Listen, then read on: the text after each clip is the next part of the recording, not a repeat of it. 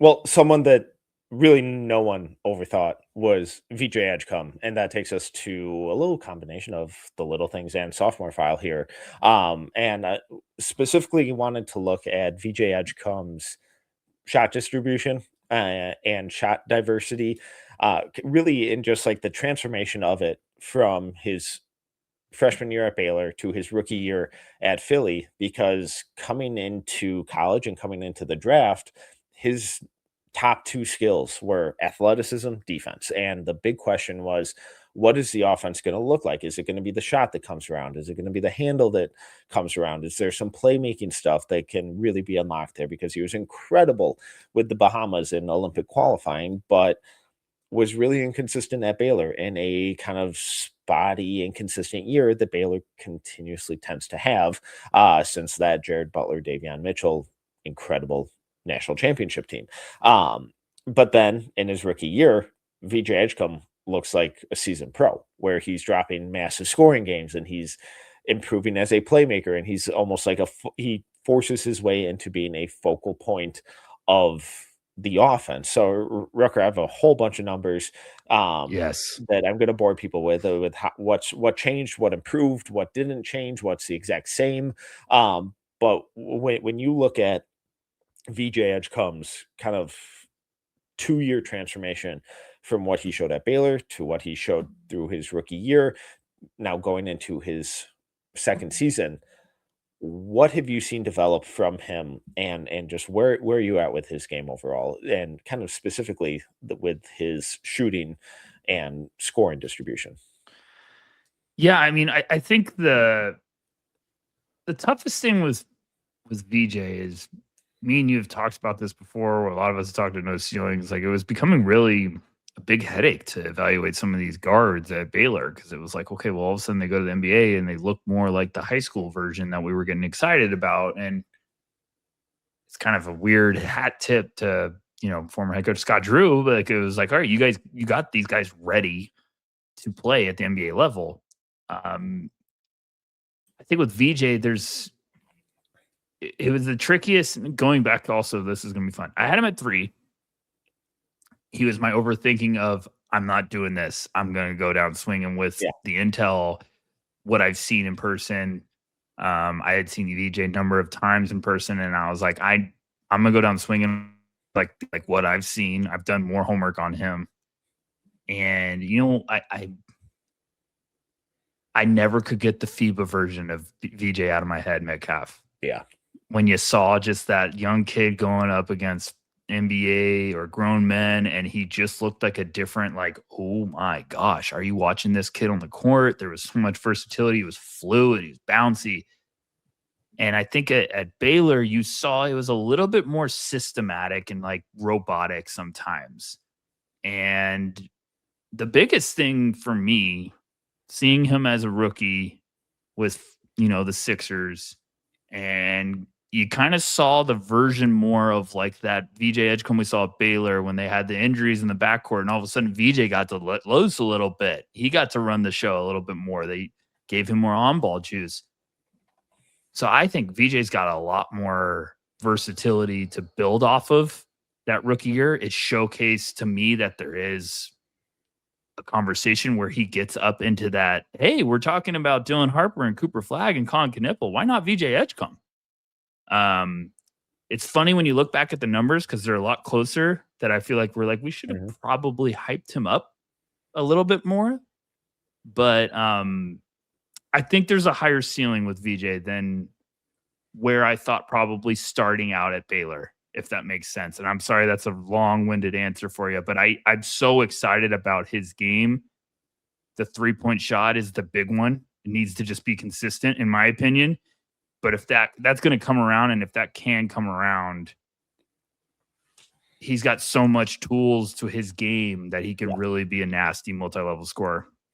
Yeah, so I think one of the most important things you said in there was the on-ball reps that he got, and as a rookie, because a lot of guys of that kind of archetype, where they're these supreme athletes, defensive first guys, historically, they're then kind of shoehorned into, hey, just knock down a corner three. Like when the ball kicks out to you, knock down the spot up threes. And once you can do that, then we'll start exploring other stuff. And from day one, they completely skipped that. They were like, no, like you have way more in the tank here. Let's go. We're going to get more stuff from you on the ball. So at Baylor, 69.8% of his total jump shots came off the catch, where he shot 36% overall and 36.3% from three. His rookie year, just 45.4% of his shots came off the catch, 37.5% overall and from three. At Baylor, 29.1% of his shots came off the bounce, where he shot 25%. His rookie year, 52% of his jumpers came off the bounce, where he shot 36.7%. So the fact that the volume and the frequency of that skyrocketed and the efficiency skyrocketed is really telling. And I think what's really interesting about that is that it wasn't from three. Like at Baylor, he shot just 20% on pull-up threes, only 30 attempts. And at with Philly in his rookie year, he shot just 28.6% from three on 168 pull-up three-point attempts. The big difference came in the mid-range, where at Baylor, just 22 attempts, shot 31.8%. Rookie year with Philly, 211 attempts at 43.1%. And for him to showcase that counter, because we know his supreme athleticism, we know that he wants to put guys on posters, but now that he was showing that ability to stop on a dime, rise up in the mid-range, and knock down those shots, that was huge and something that was not on the scouting report from Baylor. It's the biggest part of his game. I feel like he could just eat the NBA alive is the mid range. Now I know analytics gurus and stuff will be like, "Hey, that's not the." It's not the like hunting that shot. It's just the balance of throwing that in as a wrinkle because he has the athleticism to get downhill. He can get creative and finish. I think I haven't checked the numbers off the top of my head, but like the finishing numbers at Baylor, we were worried a little bit, right? It was like it was a headache. We were like, these aren't great. Well, I don't know off the top of my head the NBA numbers, but he's got the package to be a more versatile guy. Look, this is a wild name to throw out, but I always thought he has the path to kind of mirror this guy in terms of his style of play. Now, I'm going to say it, but I'm just prefacing because there's going to be some overreactions. He doesn't have the frame this guy had. So he doesn't have the added like weight to throw around early on. I think he could be a little bit more athletic, high flyer version of this. But I always thought he had the D Wade like mentality on the court and maybe the creativity or the finesse to kind of work around in terms of like driving angles or step, do a little snake dribble, then do that little step back that, guys like Maxey have turned into being such a valuable weapon when it comes like, all right, I'm going to navigate, get to the elbow, step back jumper. Like VJ has a lot more wiggle and on ball juice than we got to see at Baylor. Like you just said, Metcalf. And that's where like going back to the Bahamas, I was like, oh, he had the ball a lot and he looked so just nasty in and out, like attacking, making you second guess where he's going to stop. I think VJ's got a great path. It's just the outside shot. Can it come around? Go ahead. I'm going to cough my brains out for a second. No, so like the at rim stuff was kind of the same. Boy, Baylor was bad, like 53.8%. As a rookie, a little better, but only like 56%. So like not a huge change there. But then like when we look at it, it's like, all right, where is this scoring coming from? Like, where is this ability to get to the mid range and like be a shockingly efficient, given where he was, jump shooter? Where did that come from? And the initial assumption would be like, oh, like pick and roll stuff. Like he improved there. At Baylor, 21.5% of his scoring possessions were in the pick and roll. He shot 41%. When you include passes, that accounted for 38.2% of his total possessions. His rookie year at Philly, pick and roll scoring possessions, 22.5 compared to 21.5. Pretty similar. Shot worse, shot 35%.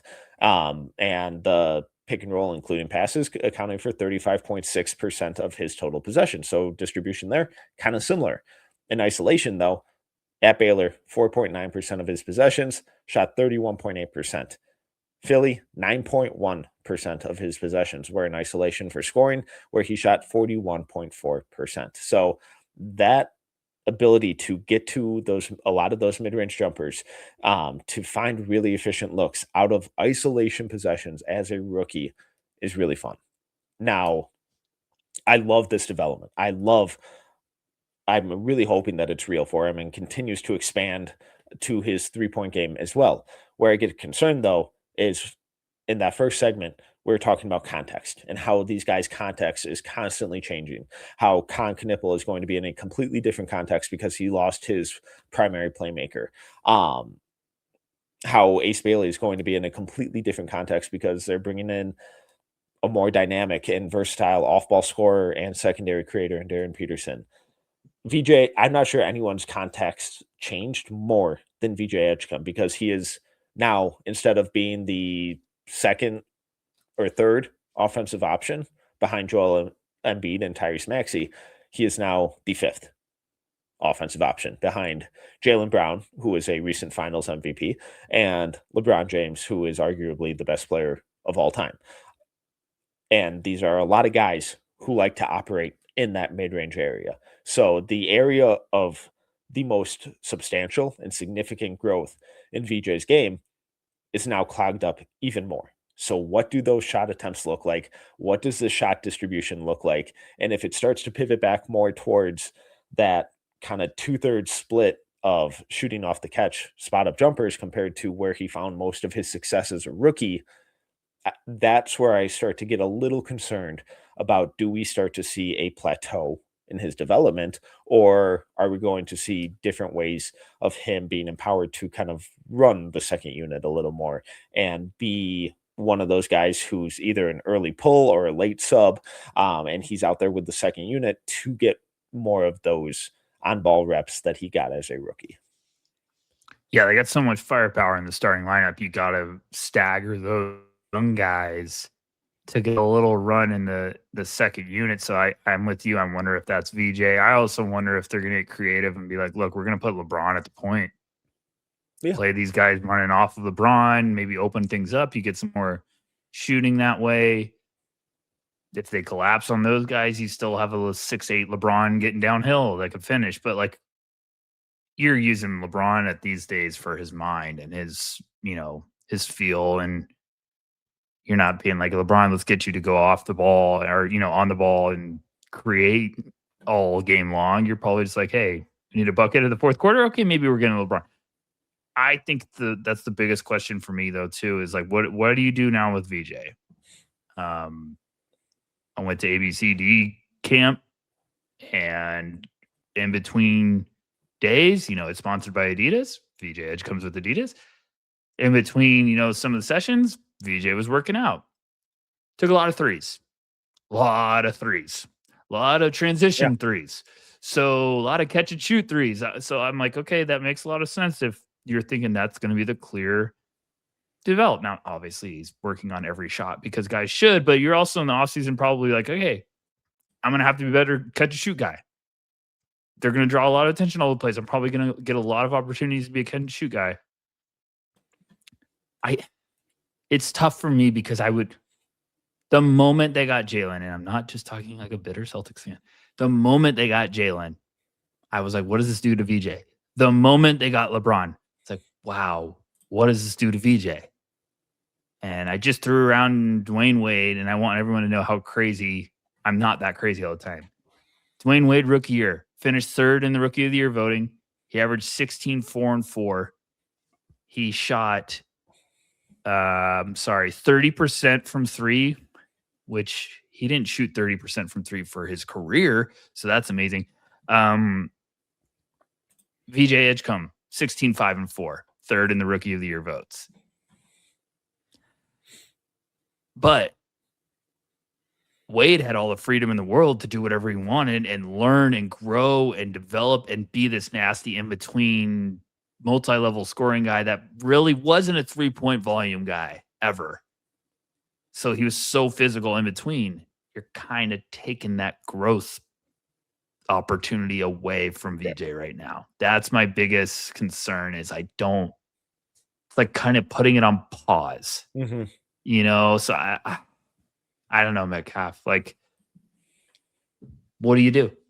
I think you'd give him the second unit, run, like Yeah. do what you want to do. We're gonna let you cook that way, and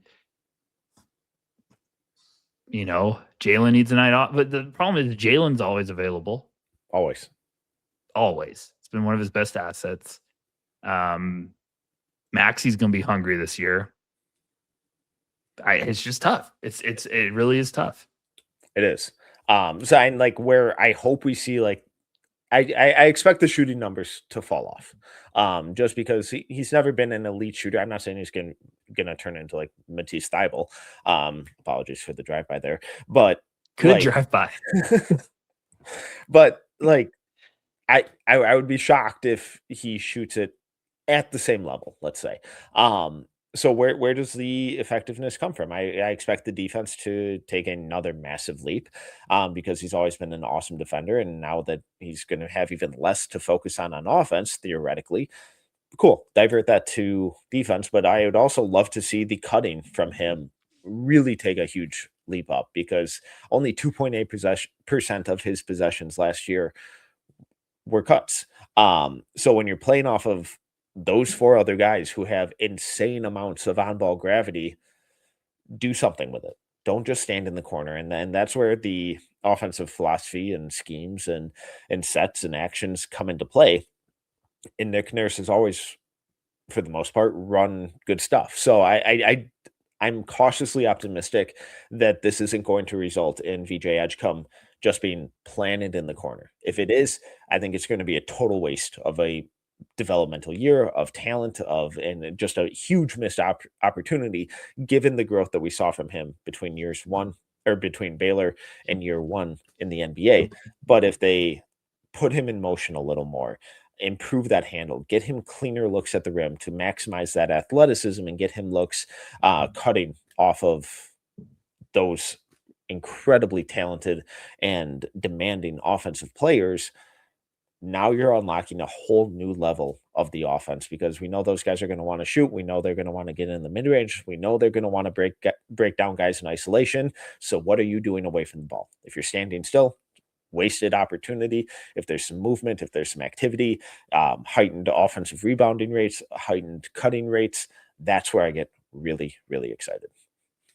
Completely with you. I think the cutting aspect is something that can even unlock VJ even more. And you have these ISO heavy guys, should open up. It should be a dream for an off ball guy, being like, okay, all eyeballs are going to be there. I could just cut, and get a lot of looks. And Jalen usually is pretty dang good about finding the cutters. I'm not LeBron, gonna. one of the best ever. Like Tyrese Maxey, constantly improving as a passer. Joel Embiid, good passer. Like the We opportunity. should get creative and have off ball sets with those ISO. Like everyone be just kind of caught, during the headlights, standing still. You get guys moving off the ball and stuff. But Yeah.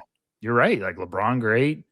Jalen, I know can have some headache. Like what was that shot? 18 seconds on the shot clock, ISO elbow jumper. But he also is really underrated when it comes to playmaking. I think he's got some feel for his game that's like, wow, like so it's just tough because it's not just the Sixer, it's any team like this. You're like, it's a lot of mouths to feed. And it's not just, you know what it is, Metcalf? It's not just a lot of mouths to feed, it's different eras. It's two great basketball players, a gigantic, dominant big man that's never consistently healthy, and then two young killers on the rise. You're kind of having to fill the old vets while also you're like, are we pausing the growth while also it's just a tough little mix. It's like, hey, I can't wait to see how it goes out. But VJ, I think, has as much talent as anyone on this team. Yeah. I really do feel that way. And like, I know like immediately our first reaction is like, we're putting him as the fifth option. And it's like, well, yeah, maybe right now. Would it shock you if he's not the 5th option by the end of the year? I still think VJ has that much talent. He's a bad man. Yeah. It's just really hard to say, like, hey, the second-year guy is going to get more attention than Jaylen Brown or LeBron James or Joel Embiid or Maxey. It's figure it out. A lot of these great teams have had these guys that had to kind of sacrifice the young guys and play their role really well. I think VJ is going to have to be that way, but tremendous upside with his game.